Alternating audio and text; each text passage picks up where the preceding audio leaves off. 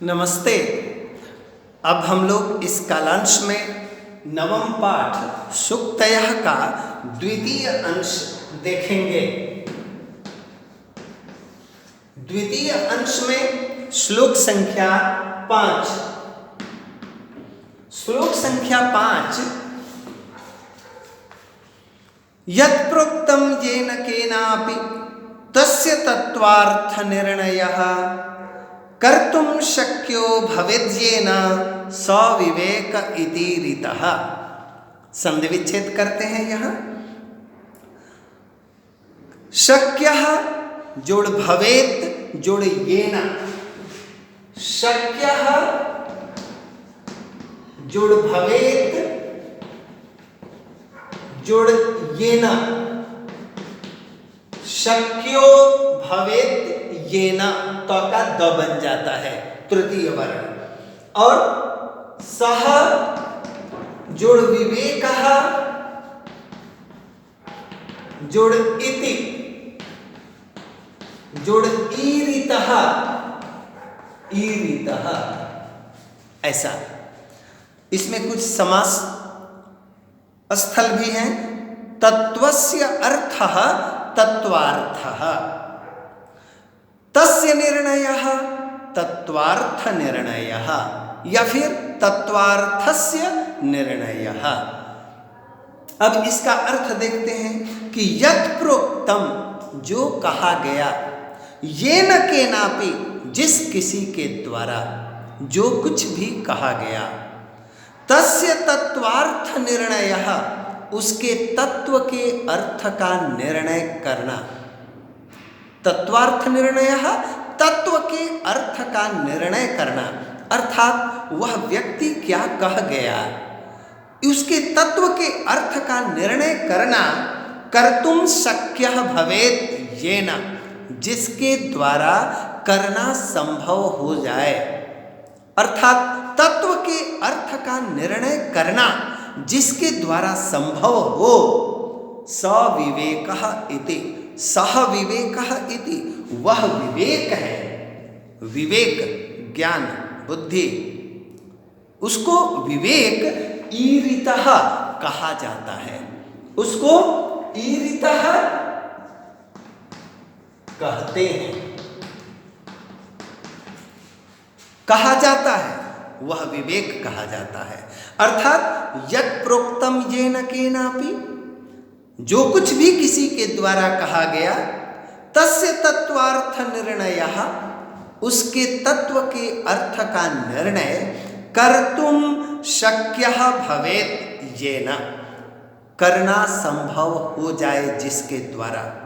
सह विवेकः इति ईरितः, वह विवेक है ऐसा कहा जाता है। तो आप लोग समझ गए होंगे कि किसी के कहने का तात्पर्य जिसके द्वारा पता चल जाए, अर्थात मन के किसी भाग के द्वारा, तो उसे ही हम बुद्धि विवेक ज्ञान कहते हैं। छठा श्लोक संख्या 6। श्लोक संख्या 6 वाक्पटुर्धैर्यवान् मंत्री सभायामप्यकातरः स केनापि प्रकारेण परैर्न परिभूयते। वाक्पटुः, वाचि पटुः, वाक्पटुः। सप्तमी तत्पुरुष समास।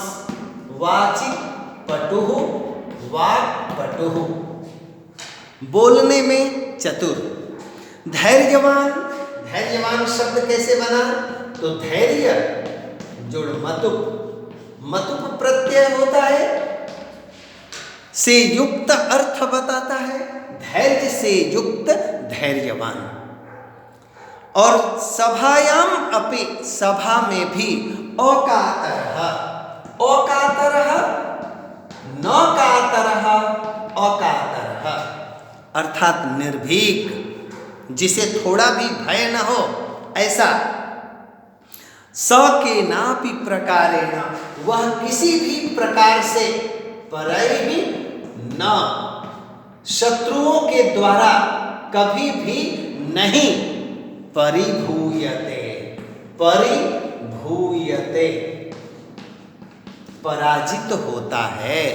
परिभूयते, पराजित होता है। वह किसी भी प्रकार से शत्रुओं से पराजित नहीं हो सकता। कौन? वह मंत्री जो बोलने में चतुर, वाक्पटु, धैर्यवान, धैर्य से परिपूर्ण और सभा में निर्भीक हो, तो ऐसा मंत्री कभी भी शत्रुओं के द्वारा पराजित नहीं होता है। अब हम लोग श्लोक संख्या 7 देखेंगे। श्लोक संख्या 7। श्लोक संख्या 7 क्या है? य इच्छत्यात्मनः श्रेयः प्रभूतानि सुखानि च। य इच्छत्यात्मनः श्रेयः प्रभूतानि सुखानि च न कुर्याद हितं कर्म स परेभ्यः कदापि च। यहाँ संधि विच्छेद है। यह जोड़ इच्छति, जोड़ आत्मनः, य इच्छत्यात्मनः श्रेयः प्रभूतानि सुखानि च कुर्यात्, कुर्यात् जोड़ अहितम, कुर्यादहितम, कुर्यादहितम। सह जोड़ परेभ्यः, यहाँ विसर्ग का लोप हुआ है। सपरेभ्यः अर्थ देखते हैं। यह जो, जो व्यक्ति इच्छति चाहता है, क्या चाहता है? तो आत्मनः श्रेयः, श्रेयः अर्थात कल्याण, श्रेयः कल्याण, भलाई, अपना हित चाहता है। और प्रभूतानि सुखानि च, विशेष्य विशेषण, प्रभूतानि सुखानि, बहुत सुख, सुख विशेष्य, प्रभूत बहुत, यह विशेषण। जो बहुत सुख चाहता है और अपना कल्याण चाहता है, सह, नीचे वाली लाइन में सह का मतलब वह व्यक्ति, परेभ्यः दूसरे को, कदापि च और कभी भी, न कुर्यात् अहितम कर्म, कभी भी दूसरे का अहित कर्म न कुर्यात् करे, अर्थात उसे दूसरों का अहित कार्य कभी भी नहीं करना चाहिए। जो अपना कल्याण और बहुत सुख चाहता है, तो ऐसे व्यक्ति को किसी की बुराई नहीं करनी चाहिए, ऐसा कर्म नहीं करना चाहिए कि जिससे दूसरे का अहित हो। बहुत उपयुक्त और सांदर्भिक श्लोक है, इसे हमेशा धारण करना चाहिए, मनन करना चाहिए। अंतिम और 8वां श्लोक। आचारः प्रथमो धर्मः इत्येतद्विदुषां वचः तस्मात् रक्षेत् सदाचारं प्राणेभ्योऽपि विशेषतः। आचारः प्रथमो धर्मः, प्रथमः धर्मः अर्थात प्रथम धर्म है, अर्थात धर्म का मतलब धारण करने योग्य, जिसे धारण किया जाए, अर्थात हमारा करणीय कर्म ही धर्म है, हमारा कर्तव्य धर्म है। तो सबसे पहला कर्तव्य, हमारा करणीय कर्म क्या है? आचारः, आचरण हमारा प्रथम धर्म है। अच्छे आचरण हम में होने ही चाहिए।